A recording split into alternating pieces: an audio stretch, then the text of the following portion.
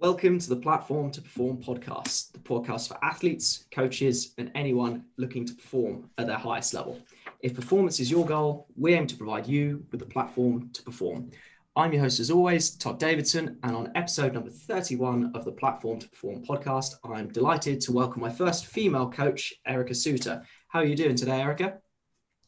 I'm doing great. That's exciting. Episode 31 and first female coach. So this will be a great discussion. First of many, I hope. First of many. The first question I always kick things off with is from Simon Sinek's book, Start With Why. But if you could give people a little bit of an introduction to yourself and just explain why you do what you do. Yeah, so it really started when I was young. So I was 12 years old and started with strength and conditioning as a young soccer player, and it honestly changed my life. Obviously, it changed my performance on the pitch, and I was a lot faster and stronger, and I just grew into a better athlete. And instead of hitting a wall in middle school, I started to progress even more. And I had an amazing strength coach when I was young, very critical time of growth and learning how to move properly, learning how to lift with good technique. So since that time, I've had strength and conditioning as a part of my life. And now I'm about to turn 31 and I'm in love with it now more than ever. And I absolutely loved it back then when I was playing as a kid. And not only just from a performance standpoint, but now I'm starting to see more of the mental benefits to it, and just improved mood and energy levels and confidence in myself and being able to adapt and overcome challenges. I mean, the weight room is the ultimate adaptation. So I just love seeing what I'm capable of as I continue to get older, and I'm not an athlete myself anymore. I'm more of a human athlete now. So it's very important for me to spread this message to younger kids so that when they continue through sports and when sports end, they continue to take care of their health and become the strongest and most resilient version of themselves. I like that a lot. I love the concept of a human athlete. I wouldn't mind diving a little bit deeper into that, actually, because I think a lot of people outside of strength and conditioning might think, for example, football or soccer, there's a program. Hockey or rugby, there's a program. And almost like it changes drastically. In terms of, for example, your training when you were competing as an athlete versus now, has that changed much at all? Well, I can tell you now, I'm not doing as much conditioning as I was.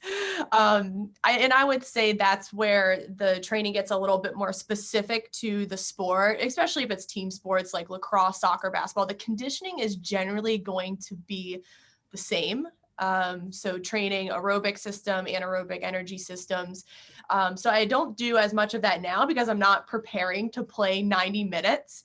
But I'm still doing just my general physical preparation. So just making sure I'm staying balanced, I'm coordinated, I can move well. And with that, I can load and I can continue to strength train and adapt in the gym to heavier loads or different muscle actions like eccentrics, isometrics. So I'm still doing a strength program that I was when I was growing up. But it's just more of the strength training, the stability training, the mobility, and less of the running. I mean, that's as good an excuse as any for me. I mean, something I heard on another podcast, which I quite liked, and you kind of touched upon it there, is the idea of whilst we might have long-term athletic development, there's going to be one day where you stop playing sport in the traditional sense, but it shouldn't necessarily mean, oh, I'm not playing anymore, so now I do nothing.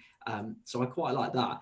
Something you mentioned in, I can't remember whether it was yourself or the person you were interviewing, but quite a scroll down from one of your other podcasts, which I quite liked, was the young athlete is paying attention to everything you do. And the context of which you were saying it was talking about how important it is for strength and conditioning coaches to be training themselves. I know some people like Mike Boyle and other coaches I've spoken to have differing opinions on how important that is. So just curious as to your opinion, given your background. Mm-hmm. Yeah, well, I don't expect my athletes to do exactly what I do. Because some of the stuff I do, it's it's really dialed in. And now that I'm in my 30s and I'm working in a high performing environment as far as my career, I need to be as sharp as possible. So I'm constantly digging through new research on training and nutrition, and then I just experiment on myself, you know? So I don't expect them to do that. I'm going to study it first, and then I might suggest it to them. But it's things like, you know, I'm starting to look at eating organ meats because they're more nutrient dense, and consuming bone broth because of the collagen content and helping with your gut health. So just like dialed in stuff like that. New sleep hacks. So as soon as I wake up, my first few hours in the day, I'm going for a walk and exposing my eyes to sunlight. And then a couple hours before bed, I'm dimming the lights in my room. So it's just like very specific stuff like that, because I want to make sure I feel at my best when I'm coaching, when I'm writing, when a parent might send me an angry email, and I can manage my emotions and respond and be calm. So that's why I dial in my own life, because I want to feel at my best. But I do think like a lot of the athletes I work with, they catch on to it. And kids are really smart.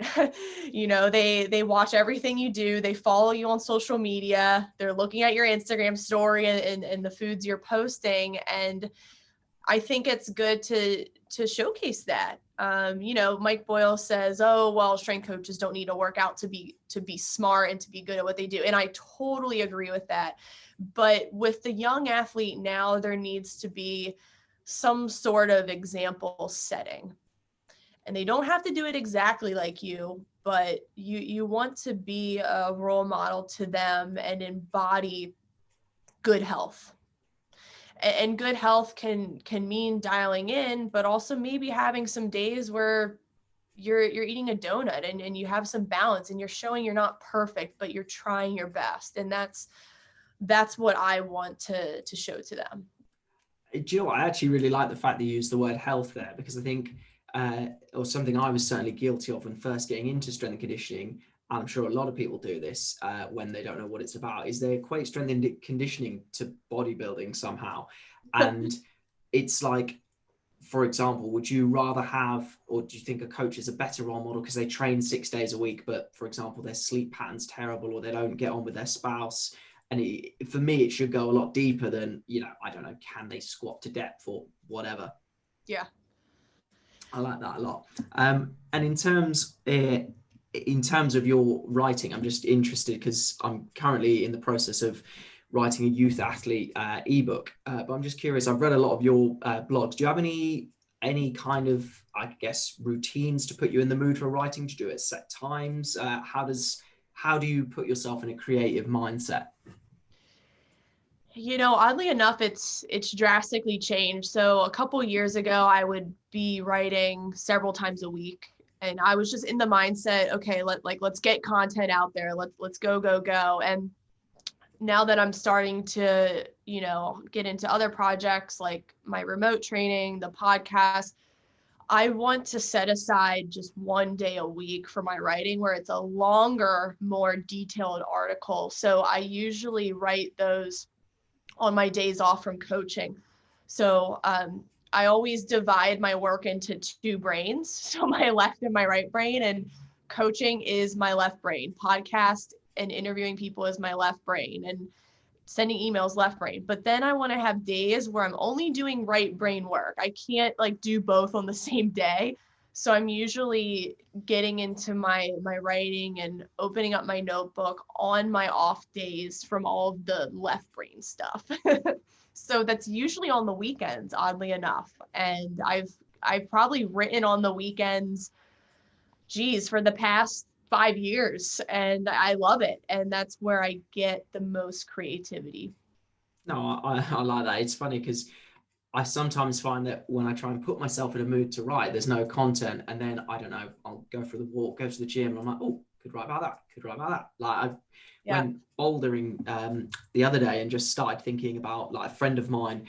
was using parts of the wall which didn't even have, I guess, a rock or whatever the technical term is on it. Because he'd been bouldering so many times, his perception of it was, that's not an empty space, I can actually use that. Whereas somebody who's never done it before, I was looking at it being like, well, there's one colored rock there, there's one colored rock there, and my body won't stretch that far. Oh, I can't do it. But just spending 4 hours messing about with that, I was like, affordances for action, training the perceptual side of things as well as the physical. And then was thinking, learning how to fall and thinking, well, I don't really do that as much as I should do in my training. If you're not going to learn something like that when you're mid-20s, then what are you going to do when you're mid-60s? And all of a sudden, all these creative ideas flowing. So I'm just, like I said, intrigued as to how you're putting out the content or putting yourself in that sort of frame. Mm-hmm.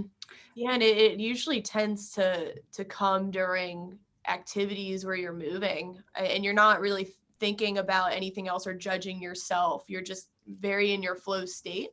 So walking's a big one. Walking is where I get most of my ideas, and sometimes I'll have to like take out my phone and write in my phone notes. Otherwise, the idea just disappears. And that's the drawback with creativity. It's like you gotta have a notebook ready, because once you lose that idea, you're never getting it back. So I always have like my phone notes ready, or just my physical notebook. And, oddly enough, I've had ideas while driving on the highway, and I've had to pull over on the side of the highway and write an intro to a blog. And it's happened hundreds of times. So yeah, the secret has been walking and driving. I like that a lot. I think it's, I'm still yet to finish the book, but Barbara Oakley's, I think it's called A Mind for Numbers, and it talks about two different forms of thinking, your diffuse mode and your focus mode. She describes it as, I think, like a flashlight, and then I suppose multi-beam or whatever, but saying that you'll have times when you're driving, when you're walking, and that's kind of when the mind is settled, and then you stumble across new ideas, you make connections in your head. Whereas sometimes if you focus inherently on one task, it is almost counterproductive, and saying that actually you do need both forms. You can't just think, oh, right, let's go. Yeah, it's the human brain, we're not good at multitasking. Not at all. So it's either like you're doing your creative work or your logical work. So yeah, that's a lot of people say, oh, I can multitask. I'm like, no, you can't. There's studies on it. The human brain is not capable. Yeah, you're not multitasking. You're just doing two things simultaneously really poorly. Exactly. One of your blogs that actually I thought was quite intriguing and I did enjoy, you talking about the difference between being a good coach and just doing your job. And it really resonated with me, because you were talking about, I think, either receiving CVs or people talking about their achievements, and you were like, hang on a minute, wasn't that what you were meant to do? Could you just elaborate on the what you'd written in the blog, or your thoughts behind writing that blog? Mm-hmm. Yeah, I just, as performance coaches, our jobs, like we have to get athletes better. I mean, like that's why people hire us. We have to get them results. We have to make sure their speed times improve, their strength times.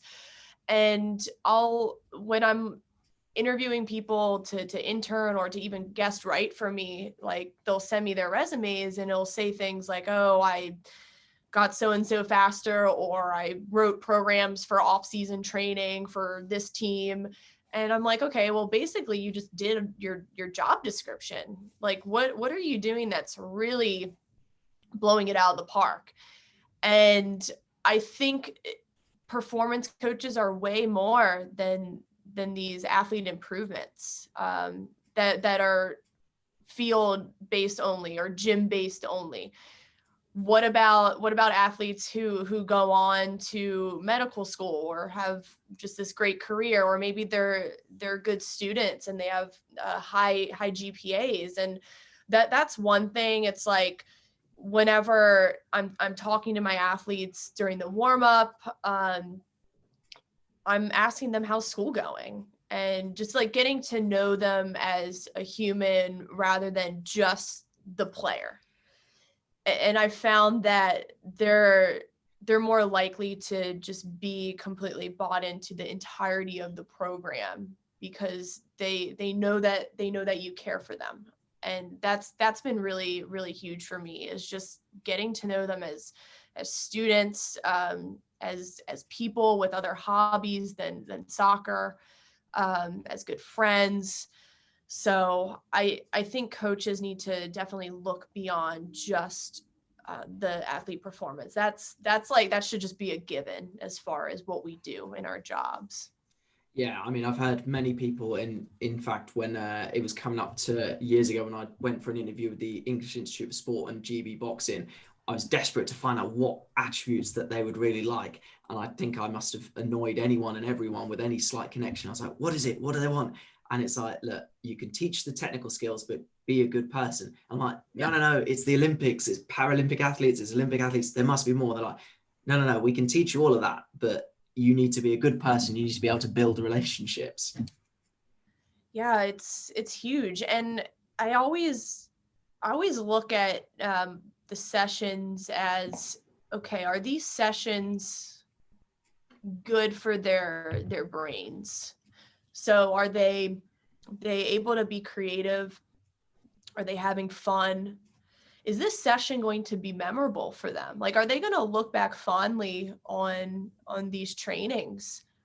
And when they're older, they're like, oh, wow, remember that day with, Coach Erica, we did tug of war. Oh, that's so great. And they have just this like great taste of fitness in their mouths. And it comes back to, what are we trying to really teach? Yeah, we're trying to teach speed and change of direction.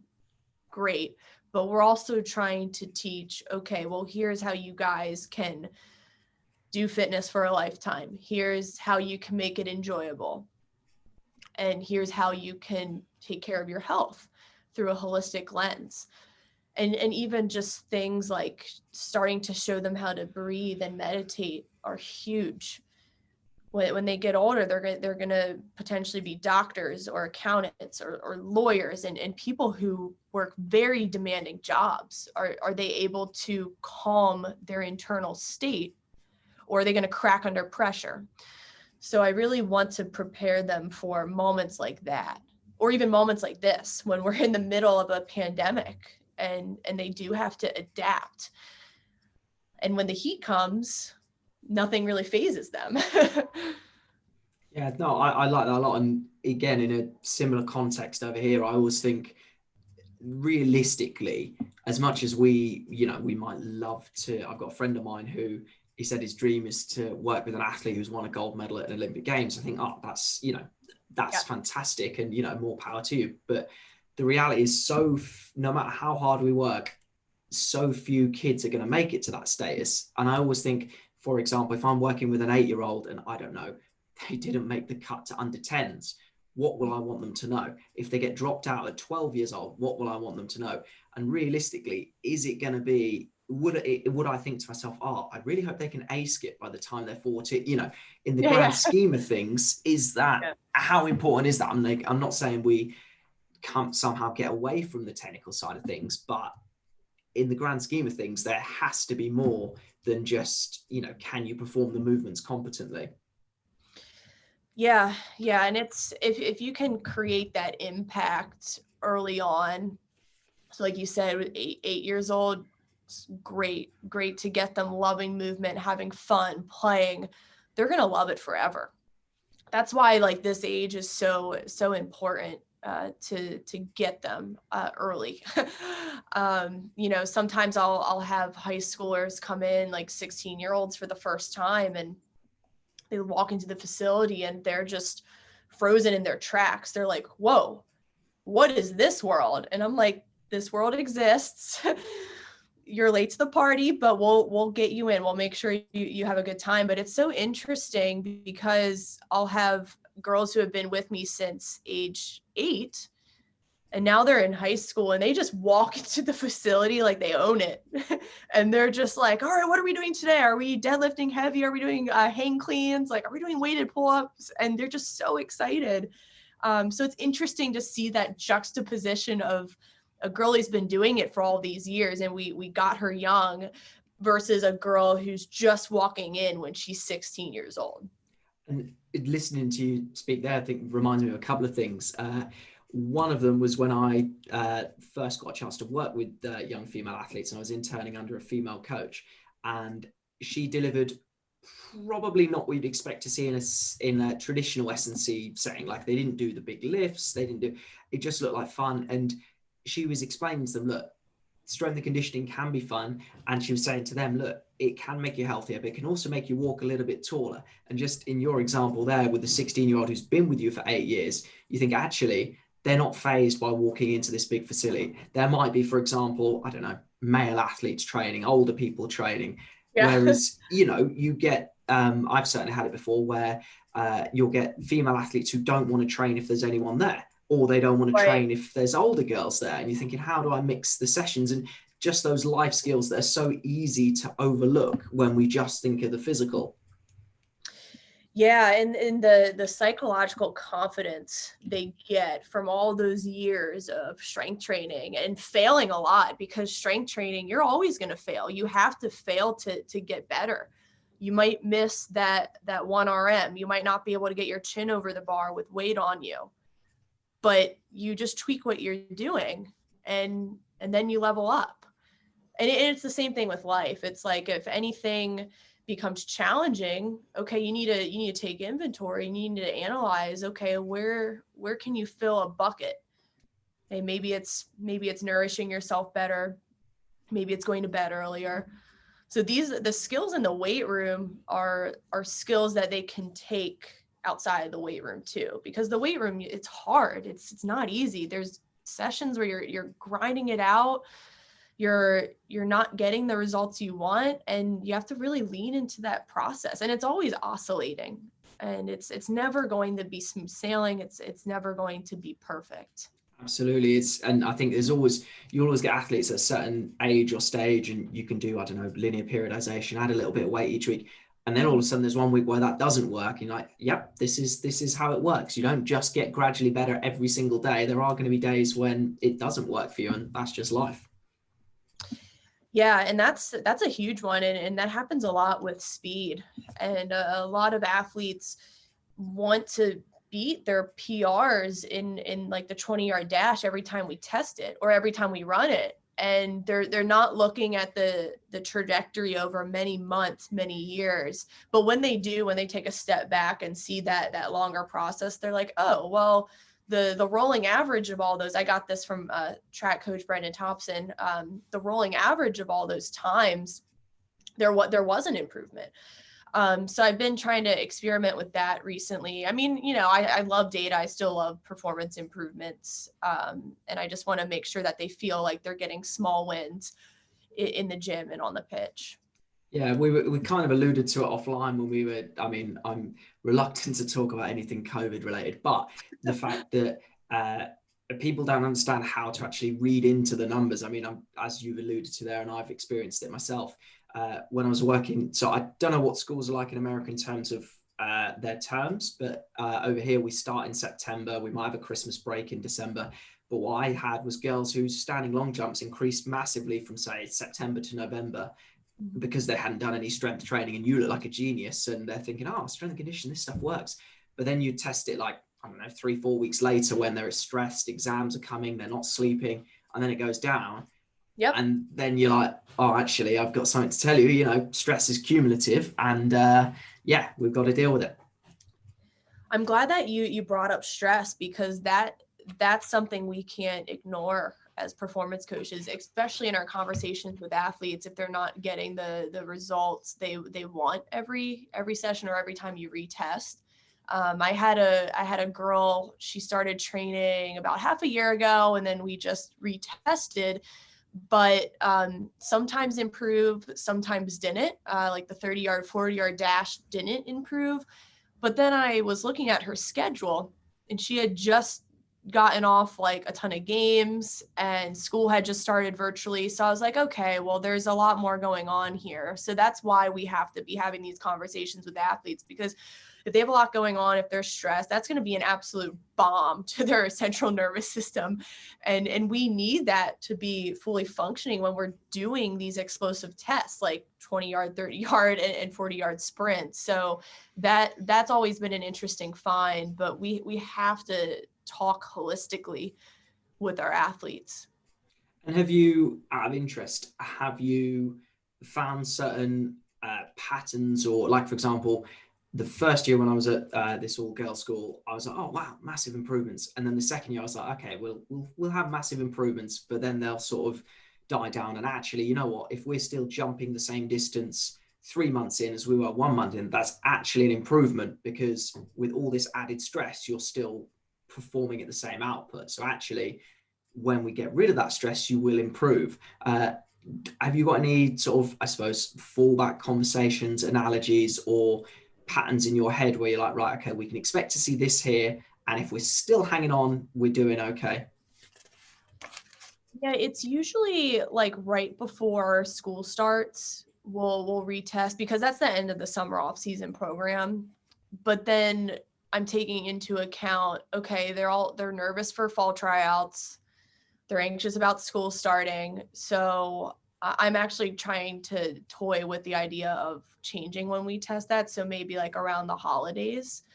So that's been an interesting find. And then as far as just age range for athletes. So usually during the growth spurt, they're getting minor improvements, especially if they're new to a strength training program. So in those first couple months, and they're really nailing down the movement patterns, they're starting to feel a lot faster. They're starting to improve their speed times a little bit, because they have a new adaptation. It's completely new to their system. So their gains are going to shoot up a lot quicker. And then I find a little bit after that growth spurt, like age like 13 and a half, for girls especially, there might be a little bit of a drop off, only because that's when they start to put on more fat mass. And that's just, it's just normal part of growth. But then after that, like 14 and up, they start to put on more muscle, and then we can really load them up. We can strength train, do more power training, and that's when the improvement starts to go again. No, that makes a lot of sense, and it's nice how you have those conversations with your athletes, because again, it's easy for us as coaches to be like, I don't know, let's say they didn't improve, and be like, well, yeah, you're stressed out to the eyeballs. You put on, I don't know, 10 kilos as a random number or whatever it is. Mm-hmm. And you're like, of course you didn't improve. And then the athlete's like, oh, okay. And you're like, how did you not notice any of that? Yeah. And it's, and I think like the training load, as far as the games and practices they have, sometimes it's really hard during the in season to get any real work done. So the new stimuli introduced during the in season has to be just enough to give them a new challenge, but nothing to totally wipe them out. So that's always one of the biggest challenges as a performance coach. It's like, you don't want to introduce too much, but you want to introduce a little bit so that there's a new adaptation and they can get better. We can't just keep doing the same thing over and over again and expect the same results. So in season, the term maintenance, I'm not a big fan of it. I like to get better during the season.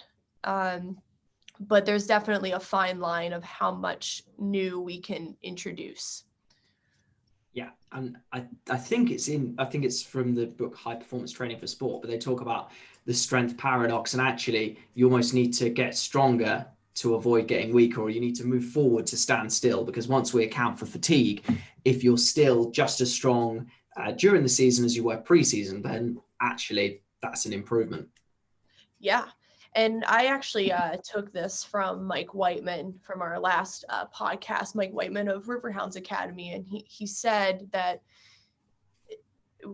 you always just need to lean one way. So if you decide during the season you want your athletes to get stronger, you're leaning more towards strength in their program. You're still doing some of the plyos and the power work, but not as much.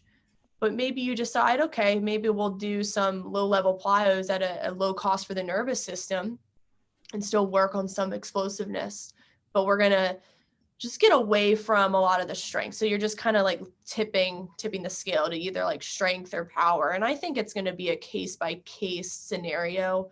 The term periodization always kind of trips me out, because it's not a one size fits all. I mean, you see so many like in-season templates, and it's like, it really comes down to who you're working with, your environment, your access to resources. If you don't have access to a gym, you might be leaning more towards the plyometric and the power side. So it's always been interesting to analyze, well, what does periodization really mean? Yeah, and it's funny, I think periodization is definitely one of those topics where if you knew nothing about strength and conditioning, you could easily go down a rabbit hole and Yeah. great, I've read all these research papers, but what do I actually do? Yeah, I think a lot of people do tend to go down a rabbit hole with it. But strength coach Tony Gentilcore always says this, and he says, just progress a little bit each week, whether it's going a little bit up in weight, changing the muscle action, moving in a different plane, going to unilateral. Just do something a little bit each week, and it kind of comes back to just adding in a new stimuli and microdosing it, and you're going to get a new adaptation or a new gain. And I really like that approach. I like to keep it simple. There's especially with, athletes with a low training age, there's no need for this, you see people who are like Excel wizards and you're like, right, Yeah. that looks great. Let's just do a little bit more, or like you said, just tweak it from last week. It'll be fine. I'm so glad you mentioned Excel, and I hate to admit this as a former Hopkins graduate, but I am not fancy with Excel at all.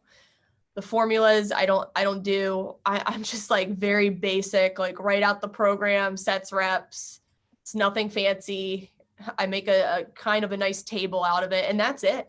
And then as far as like athlete tracking and like performance results, I have them like in a binder, old school, like writing them down. Okay, what'd you get on the 10-yard dash? What'd you get on the broad jump? Like old school writing it down. Like maybe I shouldn't have admitted this, but my system is very, I guess, old fashioned.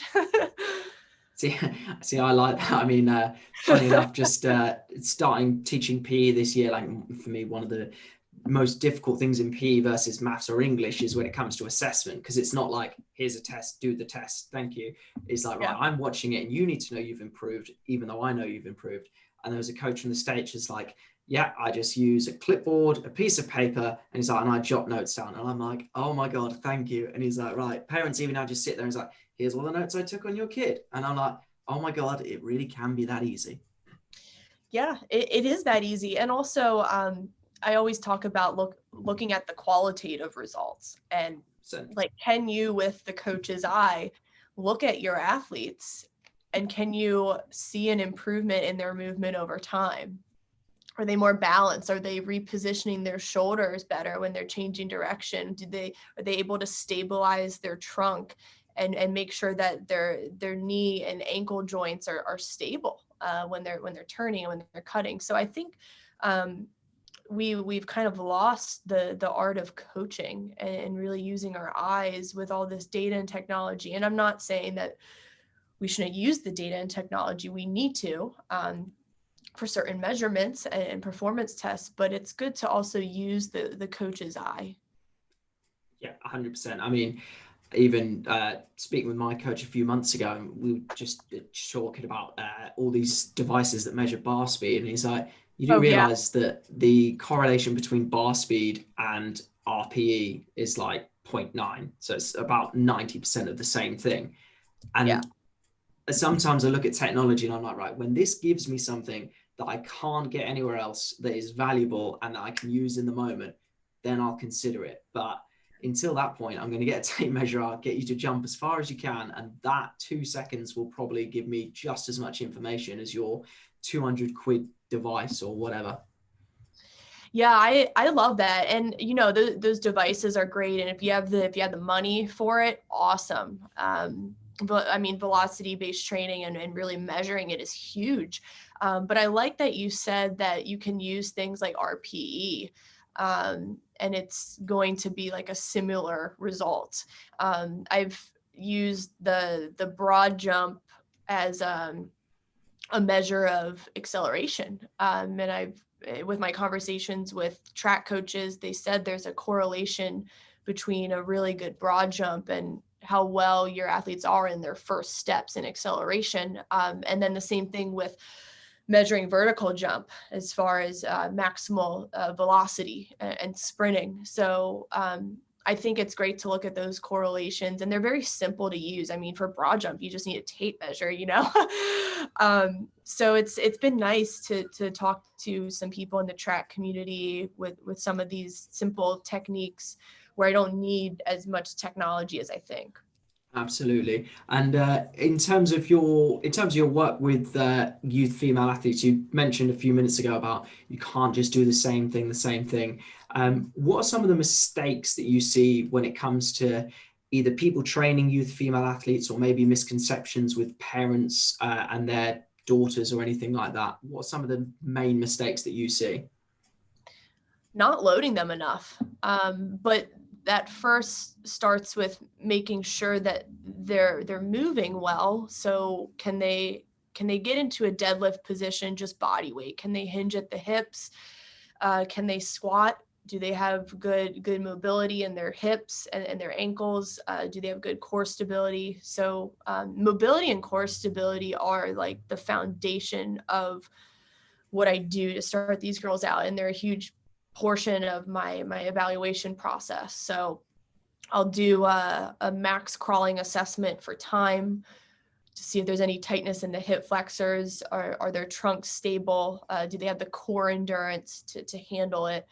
So we'll do a lot of those types of assessments. And then even just like the 10-yard, 20-yard dash, like, yeah, I'm looking at their time, but I'm also looking at how their acceleration technique is. Is their pelvis internally rotating? Is their posture hunched over? So it's coming back to the qualitative results and the coach's eye. So making sure that young female athletes can move well. Too much progression too soon, so loading them too much too soon is a recipe for injury. Or doing things under speed too soon. So as an example, a single leg deadlift, like Mike Whiteman and I talked about this. We love isometrics and isometrics in the sense where they're just holding the position. So a single leg deadlift, they're holding that bottom position because it's the hardest position of the movement. So if they can nail that down, then they can do it under more of a dynamic fashion. So they're actually doing the single leg deadlift. So I do a lot of isometrics. That's one of my evaluations. And then lunge, isometric hold, just making sure there's no imbalance on the left or right leg strength. And then any lateral shifting of the trunk. So making sure they can move well. But then once they get to that point and they can prove that they can move in a healthy way, and they have the stability and mobility needed, then we need to start loading them up. And that's another big thing I see is people aren't challenging their female athletes enough, and they need to be training at a higher intensity than the game. We need to be putting them under good amounts of duress because their sports are extremely stressful, and there's a lot of force placed on the joints and the muscles, and we want to make sure that they're able to withstand that. So those are the two biggest things. Not making sure they can prove to you that they can move well, or progressing them too fast, or not loading them enough once they've proven that movement competency. And when you've got young girls who do move well, is there anything that you, so for example, in the past, I've used what I call technical AMRAPs, or you basically do as many reps as possible until technique breaks down, but that'll only be like the last set or something. And I've tried to use those as a way of showing female athletes who, the ones I've trained anyway, they're very good at giving an RPE in terms of conditioning work, but because they've not been exposed to the strength stimulus, what they perceive as heavy or hard or difficult, actually they've got loads left in the tank. Is there anything that you try and use to illustrate to them, actually, you know what, you're moving well, we can actually put some more load on? Yeah, I do a lot of AMRAPs as well, but still some of them, they are starting with a lot of the isometric holds for time. Or we're doing super high rep, light to moderate load. And then eventually they get to a point where, okay, now we can get into our strength phase and we can load up more, decrease the reps. But it's always such a treat to get female athletes who are already moving well, because it's like, well, now we don't even have to go through the teaching phase, because my teaching phase with the movement pattern is usually like a 4-week process so that they really nail it down. So they can almost skip that phase. And I just do the movement patterns maybe in their warm up. And then they can jump right into loading the movements, of course, with a lighter load, and they're still able to execute with perfect form each rep. And in terms of, like you mentioned, loading the joints, so anyone who's looked at the literature in terms of training young girls might know that ACL risk is much higher. Out of interest, is there anything that you either do differently with females versus males? And what do you think are the sort of, I use the analogy of big rocks versus little rocks, and it's easy to be like, oh, we need to do this for the female athlete, we need to do that for the female athlete. And then think, well, hang on a minute, would you not teach your male athlete to land well? Would you not teach them how to load the posterior chain? What would you consider the big rocks to be for female athletes? And how do you go about addressing those, if indeed you believe they are big rocks at all? I'm glad you mentioned this, because boys are just as susceptible, especially boys who are also going through their growth spurt. They're going to need to work on similar things: how to control their trunks, how to land with good stiffness and ankle dorsiflexion, how to recruit their hamstrings and their glutes. So the programs are going to be very similar, but as far as differences, it really comes down to navigating training around the menstrual cycle. And I'm starting to incorporate this a little bit more, just with my conversations with Don Scott, the former U.S. national team performance coach, who's done great work on training and recovery during the menstrual cycle and what to pay attention to. And there's different phases in a female athlete's cycle, and during certain times, she might be experiencing disrupted sleep, more fatigue than normal. And what Dawn talks about is not necessarily changing the training and how much you're loading, but just making sure we're getting rid of those symptoms, or we're helping them with getting better sleep during this part of the phase when they are feeling really wiped out, so that we can get the most out of them in the gym, or if they're at their team practices. So that's something I'm starting to experiment with. But overall, the physical training is going to be the same. I mean, general physical preparation, teaching them how to land, and then from there teaching them how to create power. And obviously starting on 2 legs. So starting as general as possible, and then slowly moving towards specific. Don't want to move too soon.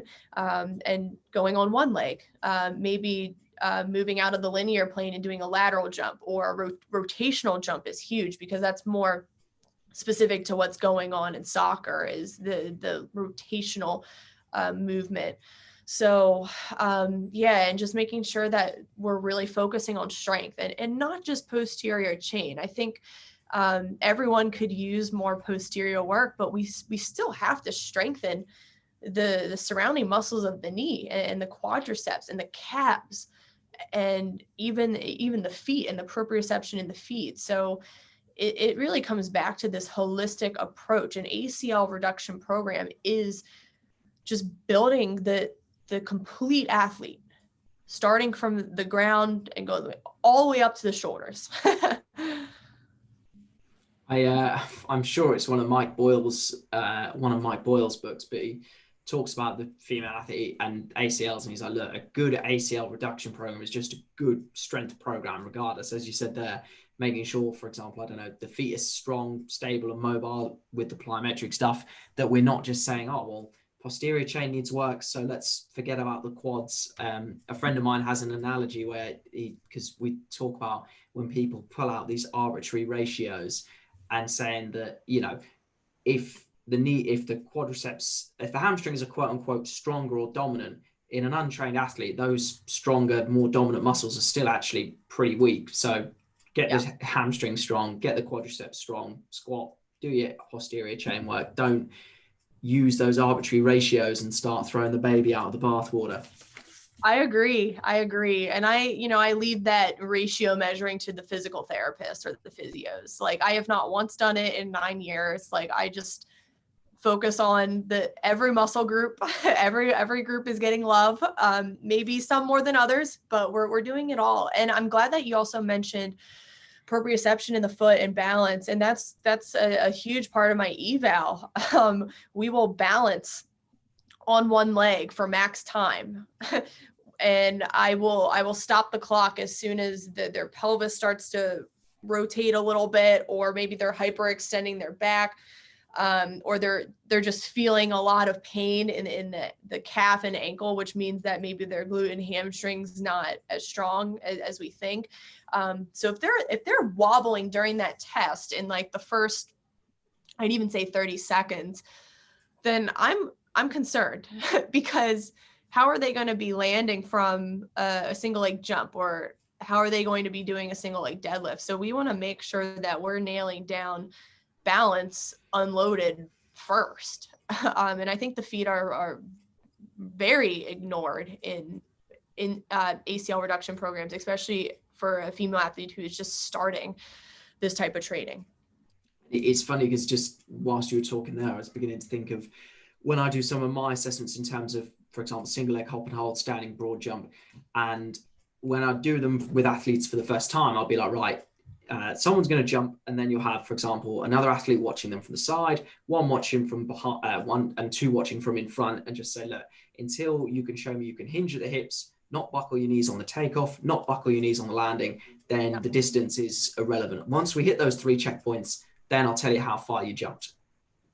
Yeah, no, I love that approach. And it's just, it really comes back to it being such a gradual process, and really educating them why we're taking our time with this.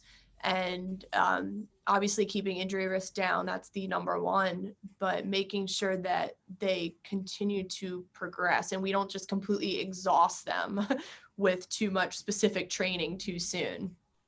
Yeah, and one of the drills that I've stolen off you that I quite liked, where you basically have an athlete in an A march position, but then lightly hopping on one foot and rotating themselves around. I think it's so easy to, well, one, forget that athletes, or sometimes kids, just don't understand where their body is in time and space. And as you said, it's easy to be like, right, we need more power. The textbook says depth jumps and extensive plyometrics, when actually they can't even stand on one leg. Right. Yeah, we'll get to the depth jump once we nailed this balance down. Or once we maybe gain some quad and some hamstring and some glute strength. Yeah, let's put things in place first. One of the things I'm keen for your opinion on, as someone who's obviously played the sport and as someone who's as a strength and conditioning coach, if you look at the youth physical development model for females, at no point does it recommend conditioning work. Now, I'd be interested to see how you would go about a conversation with a coach, because obviously any athlete is going to need some level of conditioning to do, for example, play football for 90 minutes.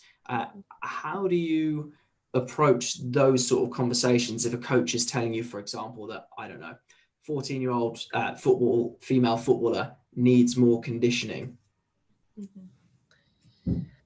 Yeah, that's always a tough one. And, I don't think young athletes necessarily need more conditioning nowadays with how many times a week they're practicing with their team. So that really comes down to just having open conversations with the athletes I'm working with. Like, I ask them, do you feel tired in the second half? And the answer is no. I'm like, well, you're fine. Like, we don't need to fill a bucket that's already filled. So I want to fill the buckets that they're not getting. So speed is huge. They're not getting maximal velocity at practice. and even just speed endurance. So if I'm going to do any conditioning, I want to do more speed endurance work where we're running maybe a 150-yard shuttle. So sometimes I'll do RPE on that for the work to rest time. Sometimes I'll do heart rate monitor, but the conditioning, I always go back to Mike Boyle's, I forget what it's called. It's complete conditioning course. And he makes some fair points in there. And when we're conditioning our soccer players, we don't want them to get slower. We want them to still be able to be as fast as they can, especially in those final minutes of the game. So we're better off giving them a stimulus, again, that's a higher intensity than the game. So maybe we're doing a 150-yard shuttle, or they're running 50 yards down and back, working up to like 90 to 93% of their heart rate max, maybe more, and then they're resting. But we want to get them to a point where they're executing good sprint mechanics during their conditioning drills. So I've always toyed with a lot of what he mentions in that course. If I'm going to have them do more aerobic capacity work, we'll do time miles, but my time mile standards are really high. I don't want them doing this 8-minute mile crap. I want them running it sub 6 minute, 30 seconds. Yeah. It needs to be an all out sprint. Yeah, I like that. It's funny because I think in terms of PE, there's so often where, I don't know, you'll do a timed mile and you'll look at some of the kids who really deconditioned and can't even run for a mile non-stop, and you think, well, maybe there's a better way of doing this. As you said, whether we're starting to look at movement quality, is it the fact that they move so poorly that moving for a sustained period of time is actually too tiring? Yes, and that's something I've found too. The athletes who really need to build their aerobic base are the ones who just need to get more movement every day. Whether it's going for a walk or doing an extended warm up and just keeping their heart rate at a certain level. They just need to move more. And once they add that in, then that's almost enough to get their aerobic base to where it needs to be. Yeah, funny enough, just looking at the podcast notes I've got jotted down for the conditioning for female athletes question, one of the bullet points just says determine where the low-hanging fruit is. Yeah, and it's also it's huge for injury reduction. If we're not training them at that higher intensity in the game, then I wonder if they're able to handle these actions, these very dynamic actions. And in the second half, especially, the literature says that that's when the most injury occurs. And it begs the question, okay, well, are they conditioned enough for or prepared enough for the second half? Yeah, and even on yesterday's podcast with Harry Green, he spoke about low threshold testing and high threshold testing. And, if injuries are going to happen when people are under fatigue and under cognitive stress, and we're testing people fresh, then not saying that there's not a purpose of that, but we could be missing some very big things. Yeah. And the cognitive piece for conditioning is huge too. And we can't ignore that as well. I mean, there's so many schools of thoughts, and I think there's a blend of both. But they have to do the speed endurance off the ball. But then we need to put them in a game-like situation where they're getting conditioning and the cognitive piece, and they're under pressure. So we'll do a lot of 1v1s for like a 60 minute, or sorry, not 60 minute, that'd be crazy, a 60-second duration all out. Or we might even make that harder, and it's a 1v2 for a 60-second duration. I call it my circle of death drill. And man, it is exhausting. And then we'll have them rest for a couple of minutes, and then they're back on. And those are some of the most demanding drills, but that is legit a higher intensity than they're going to see in the game. So when they get to the game, like a 1v1 doesn't phase them at all, because they did one with us for 60 seconds and they were gassed. Yeah, and also gives you a chance to look at whether Ian Jeffries uses the term game speed, but a good way of assessing how athletic they are in when it actually counts, as opposed to, I don't know, an overhead squat drill, which definitely has its uses, but also has its limitations. Mm-hmm. Yeah. In terms of strength and conditioning for football, then, one of the bullet points I've got jotted down is, what do you feel the advantages and potentially the disadvantages are of being a strength and conditioning coach in a sport that you've grown up with?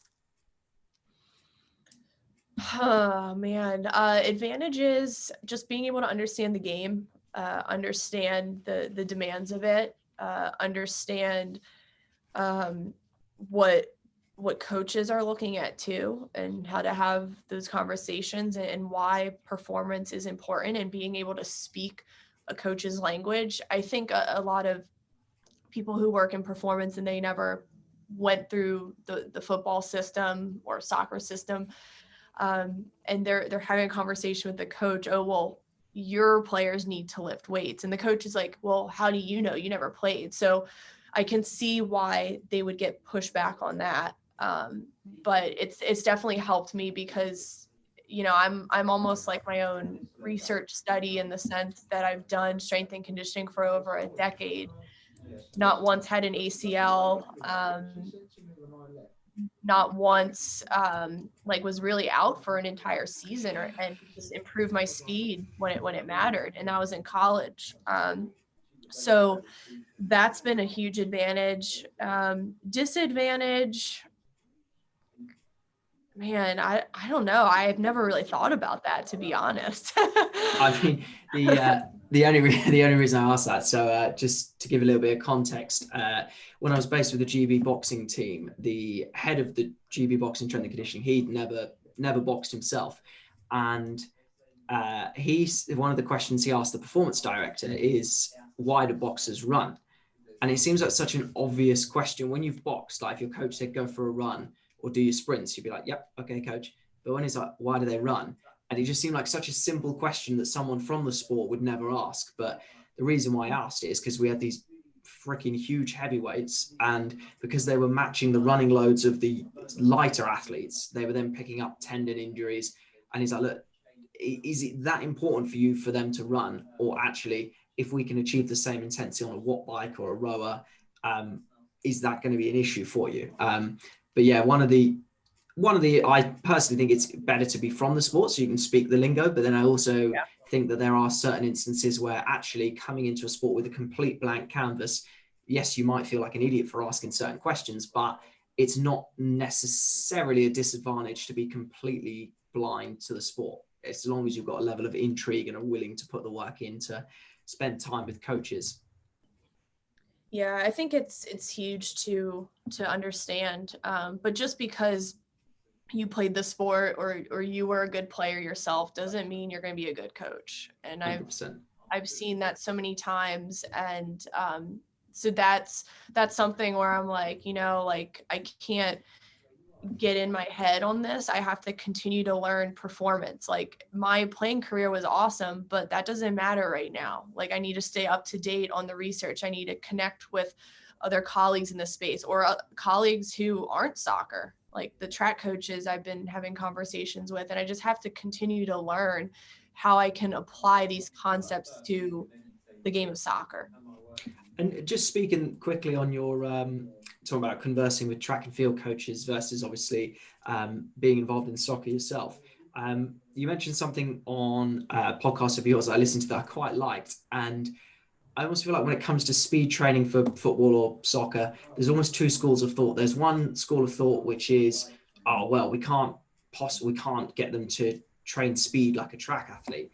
But then there's the other school of thought, which is actually you can get them as efficient as a sprinter, then why the hell wouldn't you?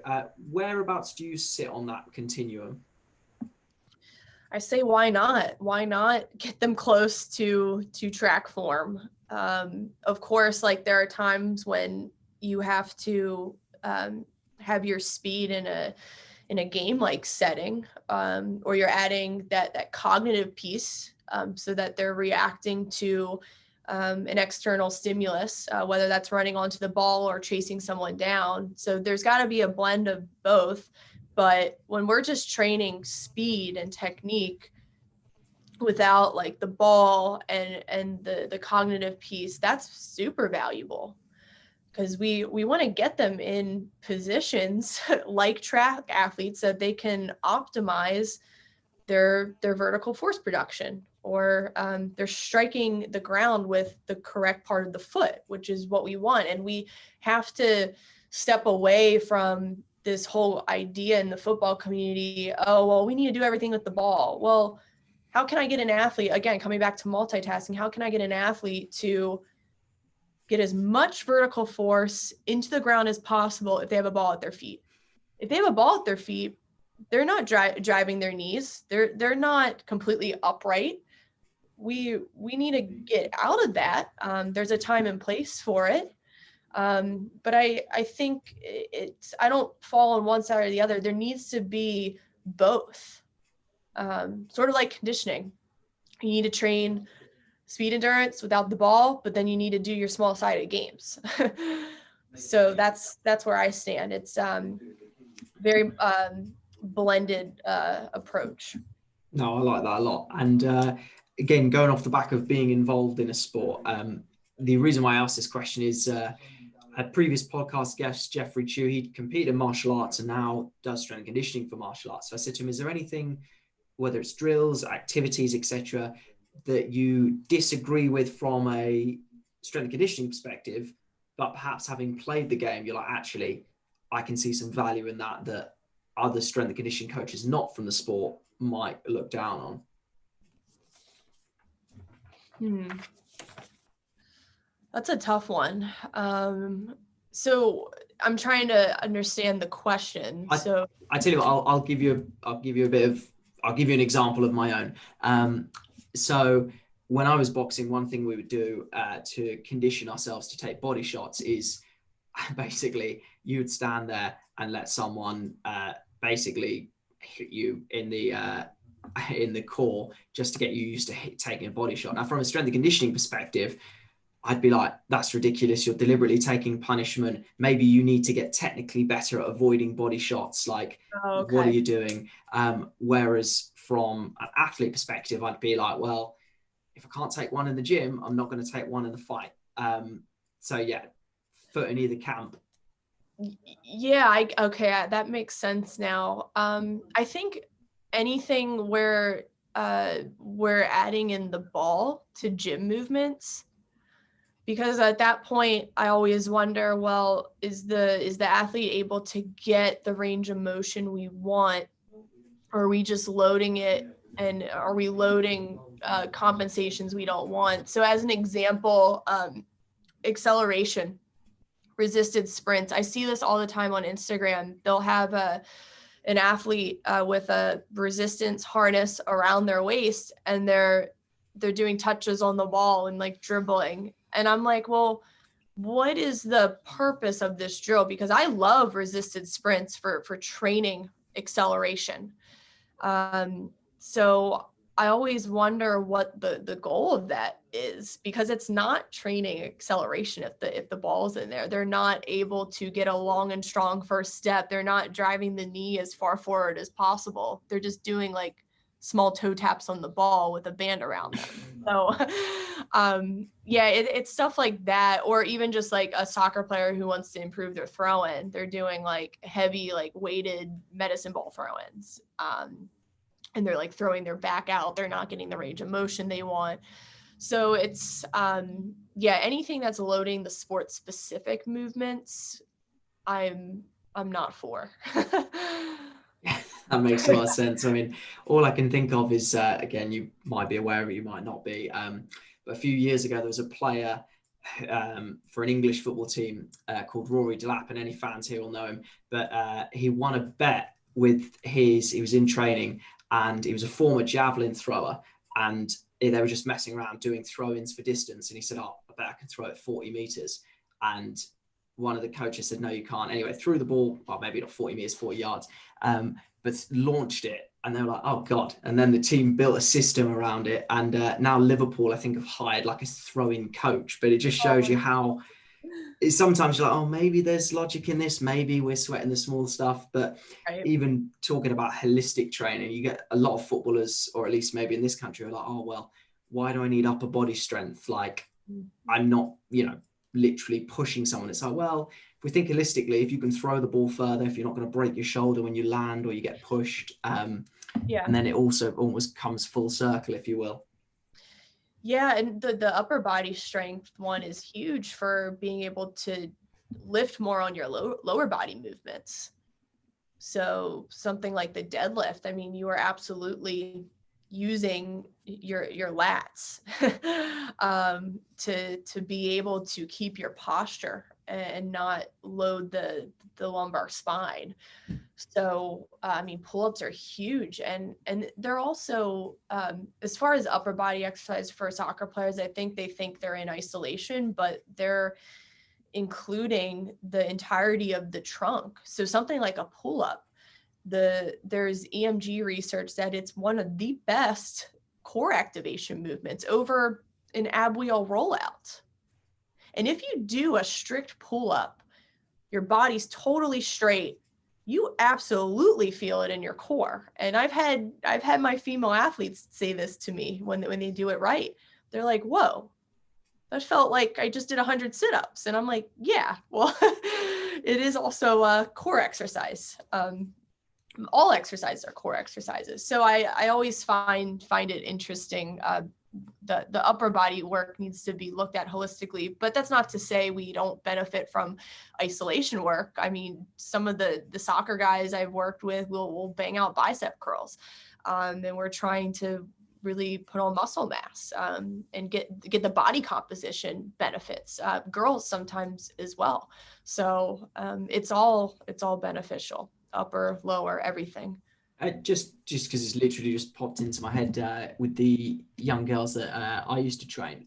One thing that I would find is that even on stuff like suitcase carries, which they didn't particularly like that much, so we ended up swapping it just for your typical, I don't know if you call them in America, like wheelbarrows, where you hold someone's legs in a pressure position. Yeah, So those are awesome. Yeah, so we've played around with those as sort of disguised loaded carries. But what I was finding is the grip is just a sign of bigger issues. It's like, well, if you can't hold yourself on a pull-up, then we can't really do deadlifts. We can't really can't obviously do chin-ups. And actually, you're like, well, yes, for example, football doesn't require grip, but you're like, that's a sign of other things which are potentially going to limit your performance. Yeah, I mean, there's so much transfer through between all the lifts. This actually popped into my head, like even just being able to press overhead, whether it's a half kneeling Arnold press or a seated military press or a Z press from the floor, getting that down and really building the shoulder strength. Then we can get our athletes maybe being successful with a hang clean catch and getting weight on their shoulders. So, and feeling confident in that catch. So there's just so much transfer to every lift. And just a question that I meant to ask earlier when we talk about ACL injuries, in terms of youth female athletes and knee pain, what approach do you take to that? Because I know that it's too easy to be like, oh, knee pain must be this. But if I was a young female athlete and I'm suffering with knee pain, what are the approach or what kind of steps do you take to helping that young female athlete? Yeah, knee pain is a big one I see, especially in the early teens or like around age 11, 12 for female athletes, as far as the quad is pulling on the patellar tendon. So sometimes it's just maybe stretching the quad more and not rushing your warm-ups. Sometimes it's strengthening every muscle that safeguards the knee. So still your quads, hamstrings, and glutes, maybe calves, but still making sure you're stretching the quad, and just load management. I mean, most of the girls who have complained about knee pain are playing two sports in the same season. like, and two very similar sports, like soccer and lacrosse, or soccer and basketball. And that's when it's like, okay, well, as a coach, I need to ask them the question, hey, you're in pain. Is what you're currently doing working for you? And they'll answer no. And then it's kind of this conversation of discovery. Okay, well, what do you think you need to do to alleviate this pain a little bit? So it's crucial. It's crucial to catch it early on and ask them these questions. Otherwise, it just becomes a nagging pain for several months, sometimes many years. And it's really, really going to set them back. Yeah, and there's nothing worse than getting an athlete who is young, hungry, and wants to improve or wants to show her best to the coaches, then pushing through pain when they're 11 and 12, and then, they can't play sport when they're 18 plus. Yeah. And just in wrapping up, you've mentioned a couple of coaches that you've had on your podcast and a few resources that you've found to be useful. If you could observe one coach with working with their athletes, who would you observe and why? It would absolutely be Mike Whiteman. So Mike, he is just, you can just tell he's so dialed in with what he does in his own training, but he's constantly dialed in with his athletes and learning for them. And I truly can tell he has a love for the science and pushing the envelope with performance enhancement. And he just loves just seeing what the human body's capable of. And I love that. And I know for a fact that he is just a super buttoned up coach. That's usually what he says. Like, he's just super sharp. He gets the kids' attention. He's working with big groups, and they're moving well. There's no goofing off. And I think it would just be amazing to see like how he does that. Like, I feel like he just like walks on the field and they're just like, oh, Mike's here. Like, it just seems he gives off this just amazing energy of inspiration and seriousness and being dialed in. And I just want to watch it. It's funny because I always think, cool. I always think when people, for example, say, oh, I'd like to work with this coach, and they say names which are like super technical or loads of research papers. And what you've just said there, if I've got a coach who can control 40 adolescent athletes, or even, not even athletes, 40 children, and they can do it well, because I'm like, there's so many things in, for example, my discussion yesterday with Howard Green, he was saying that actually, even though the youth physical model says that sessions for younger kids need to be less structured, is that actually they need to be more structured, but in a disguised way. So there's structure, but you, like you said with Mike, they're walking onto the field, everyone's paying attention. It's almost like you need to know what's going on underneath the surface rather than just seeing one session, two session. Yeah, I think, I love it. And it would be nice to observe someone who's not only about like the X's and O's. Like, I know Mike is good at the science and the programming. I already know that, but I just like want to observe to see what he does as soon as they step on the field. And I'm sure he's just like super prepared and has everything set up, and it's like so calculated because that's how he is. And I just think it would be so cool to see how it's done. That makes a lot of sense. And again, you mentioned a few resources there. If you had one key resource, whether it's a book, a podcast, something you're listening to at the moment. So I really love, this is a I would say it's performance, but it's more just like high performance for life, is the show Impact Theory. There's just so much information on there. Yes, as far as strength training for optimal health, but also new research on sleep and why it's good for our brains and our creativity and our muscle recovery and growth hormone production, gut health, what foods you should be eating for a good microbiome, and how are you feeding the bugs inside your gut to do their job. And gut health is everything. I mean, it affects your sleep, your stress, your mood, everything. So I just like watching shows or listening to podcasts where It's just like very cutting edge information that performance coaches aren't really talking about on their shows.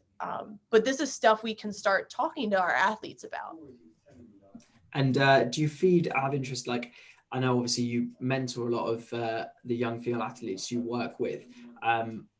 Do you have, for example, is there specific topics you cover, specific resources you use? What does that process look like? Yeah, so we do this thing where we take inventory every few weeks, and so the categories we take inventory on are sleep, nutrition, your friendships, your stress management, academics, how's school going, um, your purpose. What's your purpose to train? Like, why are you here? So we'll take inventory on all of those. We'll rank them out of 10, 10 meaning we're super dialed in, 0 meaning not so much, and we need to fill that bucket. So that's how we're having that conversation. And I want it to get to a point where we do the inventory so much, like we do it probably every like 2 to 3 weeks. And I want them to get to the point where they're just going through life and they're just running the inventory through their head. Like they don't even need to get out their notebook or their phone notes. They can just be like, okay, like where did I slack this week? Oh, was it my nutrition? Was I on social media too much? So just want to get them exposed to these other pieces other than the physical training, because these pieces affect physical training so much. It's ridiculous. And presumably the idea is this something you do with all of your athletes when they get to a certain age, or depending on how long they've been working with you? Everyone. Everyone. Even the young ones. Yeah. So I'm very intrigued as to what that conversation might look like for, say, your your 8-year-olds versus 16-year-olds who you've worked with for a longer time. What would that look like when they're really young versus when they've spent more time with you? So I don't train as many 8-year-olds now. So I'm really starting it with that 10 to 11-year-old age group. And the conversation's honestly not that much different. You know, my middle schoolers, man, they just amaze me with how smart they are. Like I'm having probably a deeper conversation with an 11-year-old than a 30-year-old nowadays. And I'm just like, what is going on? But it's awesome. So yeah, I mean, these conversations with them are just, they don't faze them. They're like, oh, okay. Like, yeah, let's check in with our sleep, our nutrition. Okay. So it's really cool. No, I like that. I like that. And if you could have one key take home for listeners, whether parents, coaches of youth athletes, S&C coaches. Take care of your health. I mean, it's all you got. It's going to be huge for sport performance, but it's going to be huge for the real world. And we see that now. We see that now in year 2020. And it's a message that you're not going to see on mainstream media. So take care of your health, because what they aren't telling you is if you just put in the brushstrokes of the basics, movement every day, sunlight, even meditation, getting your sleep, that's half the battle. Like you'll be taken care of. Brilliant. And finally, if the listeners want to see more of your work, get in touch with you, how can they do that? So I'm most active on Twitter and Instagram, and my handles are Fit Soccer Queen. Awesome. And I will put those in the show notes. Thank you very much for your time, Erica. Thank you. This was a great conversation. Thank you for listening to episode number 31 of the Platform to Perform podcast. If you would like to support the podcast, you can do so by heading over to www.patreon.com/Todd Davidson P2P coaching. If you've enjoyed this podcast, please share it with a coach, a teacher, or a parent. And if you would find the time to review the podcast on your preferred platform, that's going to help grow the podcast and help us reach more listeners. Thank you very much for listening.